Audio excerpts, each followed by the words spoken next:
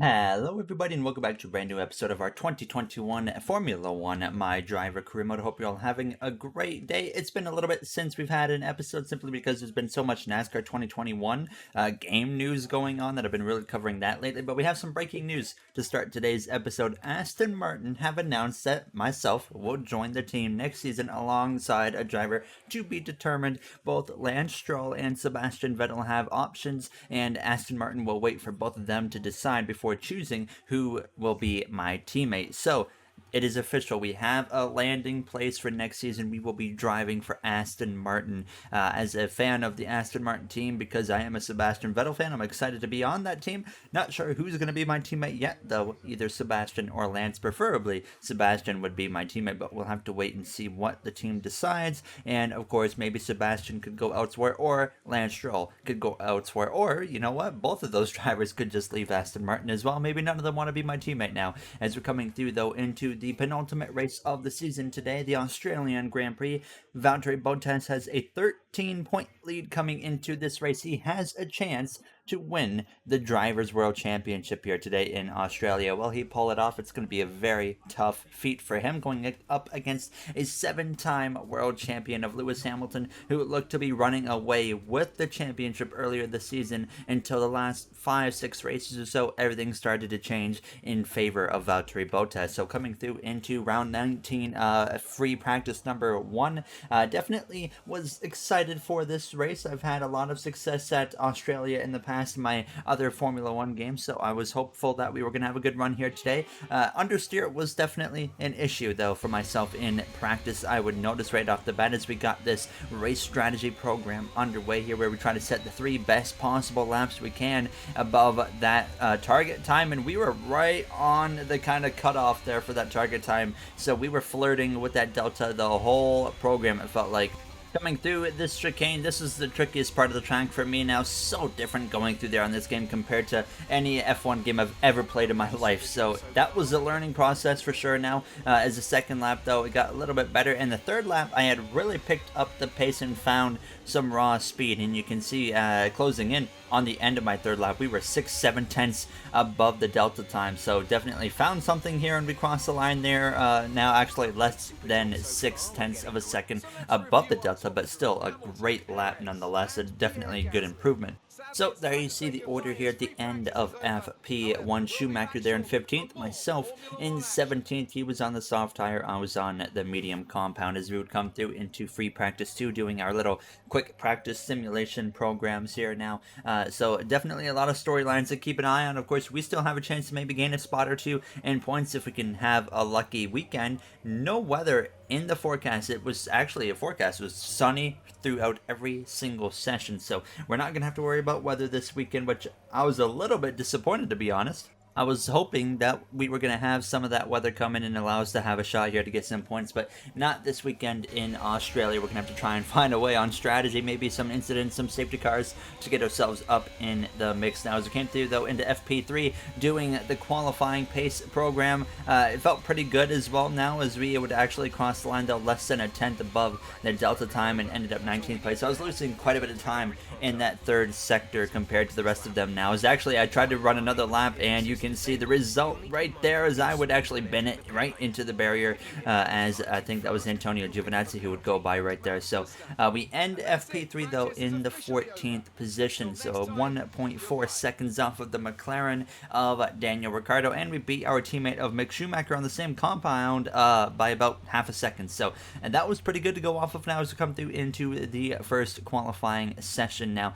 No upgrades at this point in the season. We're adapting as many parts as we can for this Haas team to set them up the best we can before we leave them at the end of this season. So we have what we have at this point. It's not going to get any better. It's not going to get any worse, but it's going to be interesting to see what happens over the course of this race as well as the next one at Abu Dhabi for the season finale. We come through into our first attempt at a qualifying lap, and through the chicane, I would actually make a mistake and just catch a little bit too much curb right here and actually damaged the underbody of the car doing that, so it messed up the rest of the lap. I came through to cross the line with a 1:22.16, and you can see we had to repair that underbody damage. We were just behind our teammates of Mick Schumacher. I think there was about 0.3 of a second or so between the two of us, and the second lap though would be quite a bit better. You can see right there, I actually took a similar line but didn't damage the underbody. I immediately checked it, and then as we came through to the final turn, 0.4 above our previous lap time. Now as we came through the cross our line, we get in front of Schumacher, we briefly go P15, but it wouldn't last quite that long. Now as we would check the rest of the grid there, we end up qualifying in 17th, just in front of our teammate Schumacher, as you're both within the same 10th of a second heading into this Australian GP. So now let's send it over to David Croft. Welcome to the Australian Grand Prix in Melbourne for what no doubt will be an intense day of racing.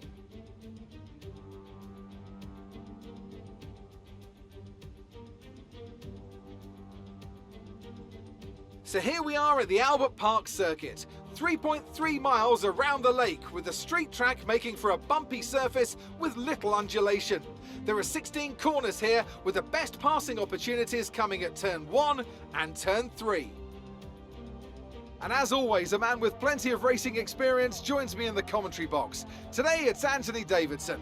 Tell me, Ant, you're no stranger to surviving the melee of turn 1. So how do you keep out of trouble when there's so much going on around you? Well, the throttle goes both ways, Crofty. You've got to have the discipline not to try and win the race on the first lap. So always be prepared to lift early and give those around you more space. Trying to be the last of the late breakers with half a dozen cars around you may pay off from time to time, but it's also a great way to lose your front wing. Before we begin, let's take a quick look at the grid lineup for today's race. Good job yesterday from Valtteri Bottas. The Finn starts from pole position, and P2 goes to Daniel Ricciardo, a strong showing from the Australian. Moving on to the rest of the grid, we have Perez, Norris, Lewis Hamilton and Stroll, Ocon, Raikkonen, Verstappen. They'll be starting further back after an earlier grid penalty. And Antonio Giovinazzi. Tsunoda. They've taken a grid penalty. The rookie. Carlos Sainz and Russell. Gasly. They'll be starting further back after an earlier grid penalty. Latifi. Sebastian Vettel and Charles Leclerc. Fernando Alonso and Mick Schumacher. It's almost time for those 5 red lights to go out. Then let's see who can prevail today. Bottas on pole, myself with a grid penalty, Lewis Hamilton with a grid penalty. That might be the nail in the coffin to allow Valtteri Bottas to win the Drivers' World Championship here today in Australia now, as he has enough to potentially get enough points to lock it up now. So we got a grid penalty. I didn't show it, but I switched out all of my engine parts going into this race. We have completely new engine parts here as we get ready to go for the Australian GP. So from the very back of the grid, it said we were 12th the whole formation lap, but there we go, it resets now. Valtteri Bottas getting ready to lead the way in search of his first championship in his Formula 1 driver's career now, as it's lights out. We are underway down towards turns 1, and not a great start from Lando Norris in the McLaren. He's under attack from Sergio Perez there in the Red Bull. They're side by side through turns 1, or sorry, Daniel Ricciardo. That was not Lando Norris. I thought I saw a yellow helmet there. So Valtteri Bottas off to a great start there in the Mercedes. Lewis Hamilton did not gain anything. He's down there in P5, and he needs to get on the move as quick as he can if he wants to contend against Valtteri Bottas and keep his championship hopes alive to go after an 8th world title in the next episode in the Abu Dhabi Grand Prix now. As there you see the McLaren's running back to back right now, but down a little bit further in the order you saw the Williams there of George Russell. I was still in the very last spot there, just trying to settle in behind my teammate Schumacher. A big train of cars here as we go down into the right-hander. Charles Leclerc in the Ferrari back here as well. A bunch of drivers did take grid penalties, and probably the worst time of the year for Lewis Hamilton to take a grid penalty, because this is a race where he pretty much has to beat Valtteri Bottas. He doesn't have to legitimately beat him. Say if maybe Bottas finishes down in 8th or 9th and Lewis can't beat him, I mean, he's still got a chance. But if Valtteri, of course, is finishing where he is right now, it's all over pretty much for Lewis Hamilton now. As you can see, the Williams going at it right there with Carlos Sainz. Now as I make a big lunge right there up the inside, ahead of my teammate of Mick Schumacher, side by side out of the penultimate turn down into the final corner there. Bottas comes through to set that fastest time on this first and opening lap. ERS into overtake now. We go to the left-hand side here of Schumacher now as we go down this front stretch towards turns 1. Not too much of a fight from Mick, and we get clear into the corner and move up into 19th place.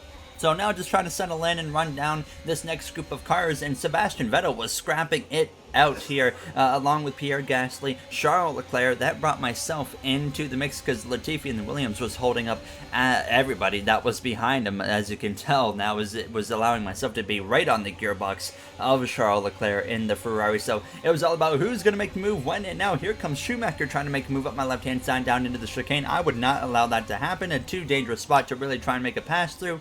Latifi and Vettel actually made some contact in this third sector, and that would give Vettel some wing damage there, as I nearly run into the back of Leclerc twice myself. But Vettel comes into the pit lane at the end of the second lap to fix that wing damage, and now we kind of get unleashed a little bit there, as that final sector was really slow on that second lap of the GP now, as we're just trying to follow Charles Leclerc as well, at this point now, as we try to get back up to that Williams again of Nicholas Latifi. Leclerc on the towards the end of lap 3 gets around the left hand side here, an easy pass for the Ferrari driver, and that brings myself into the mix and right on the back of that gearbox of Latifi down towards turns 1 on the next lap. Coming to lap 4, we would be able to make a move on that left hand side into the corner and easily complete the pass up into 17th place there over the Williams driver, as our teammate of Mick Schumacher would put the attack to him next now, as we would also be in front of Antonio Giovinazzi, who had already come into the pit lane and now put on the hard compound tires. So I'm not sure if he had maybe made some contact with someone up a little bit further in the field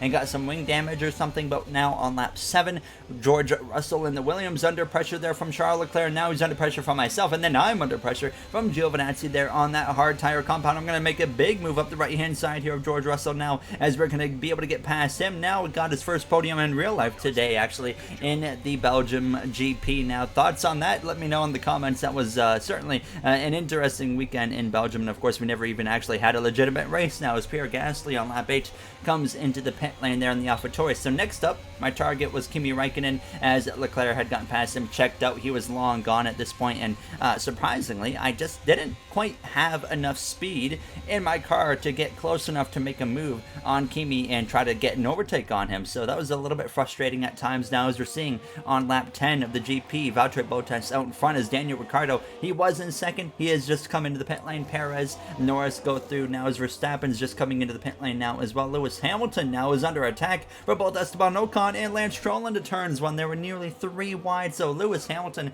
is having worst case scenario here today in Australia. Not only did he start down in 5th due to a grid penalty, but he's definitely not having the speed in that car right now that's going to make him capable of fighting against Valtteri Bottas today in Australia.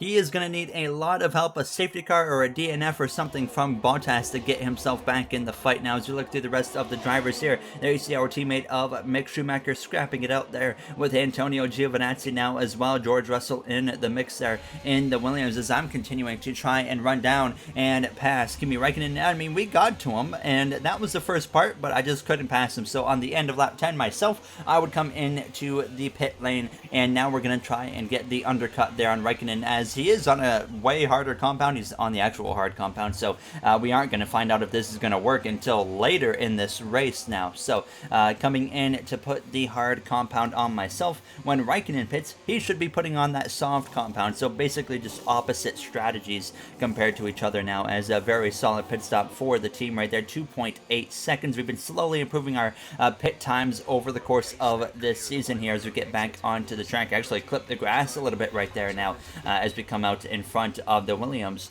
of George Russell. So now just trying to settle in and just set the best times possible to make sure we're in the best spot possible here when everybody cycles through, like our teammate of Mick Schumacher. Don't panic just yet, but we've seen a problem at our end. We're looking into it. Oh no, there you heard it from Jeff right there. We had a DNF earlier this season in Austria, and when Jeff says don't panic just yet, you always panic. So, and the last episode, that message came up and nothing came out of it, so I wasn't too concerned at this point quite yet. Can confirm that it's an issue with our engine. It can confirm it's an issue with our engine, but it's not a DNF, so false alarm right there. I was definitely panicking, but thank goodness we're still going to be in this race. We're going to be a little bit down on power for probably 2-3 laps at the most, and then our car is going to be right back to normal. And I could notice it right away because George Russell started closing the gap as we would get past both Latifi and Schumacher there as they were just coming out of the pit lane. So you can see now on lap 13, Russell was hovering about 0.8 of a second or so behind myself. So it was looking like it was starting to kind of get that power back going, and I was just thankful that we weren't going to DNF because, like I said, there was definitely a little bit of a panic going on there for a moment or so. But now to lap 14 here, now holding back 0.8 of a second on Russell. He was doing a good job staying within range at this point. Okay, there appears to be an issue. We're currently investigating. Another issue there, as Jeff says, okay, we're investigating. I don't know, maybe if it's the same issue that we just had when he was telling me not to panic or whatnot, but either way, I mean, that might be the second issue on the day here in Australia now. It seems like we still have the pace in the car, so I wasn't really concerned here. Still holding 7.5 of a second over George Russell now towards this third and final sector now with 15 laps to go. Okay, looks like a mechanical failure. We're going to have to ask you to find a safe spot to retire. Sorry about that. You've got to be kidding me. The second time this season we are going to DNF, this time an engine failure there. The first time it was a gearbox in Austria. I am not driving the car at this point. I am not that bad. I would know better than the AI. This was the AI fully controlling me, but oh my goodness. We were on track for not, of course, a great race, but we were holding our own and doing a superb job. And, it all comes to a crashing halt. And that's just a risk you take in Formula One. And with these random player failures and mechanical failures that's what I love about this game, is it adds to the risk aspect here of you don't know if you're going to have some type of mechanical failure that could completely take you out of contention for a championship at some point in this career mode now. So the second time this season we have to retire from a GP, unfortunately, and it comes in the penultimate race of the season here in Australia, as we have some post-race festivities here to take care of, as it looks like we have a new champion. Certainly been an incredible year for Formula One, and our drivers have all pushed themselves this season, making it one of the most compelling years of racing in history. There can only be one champion, however, and here they are now, our new Formula One World Drivers' Champion. That's a spectacular victory then, and with it, the championship is secure. It's been a magnificent season, and they thoroughly deserve the cheers of the crowd here today. Anthony, tell me, what was it that helped them achieve this success? I think that smart tyre management on track and very smooth driving definitely assisted in their victory today. That combination meant they got the absolute maximum out of their tyres at all times. And I can see the drivers starting to approach the podium for the victory celebrations. A real team victory today. Everybody played their part. Congratulations then to Mercedes, your race winners today.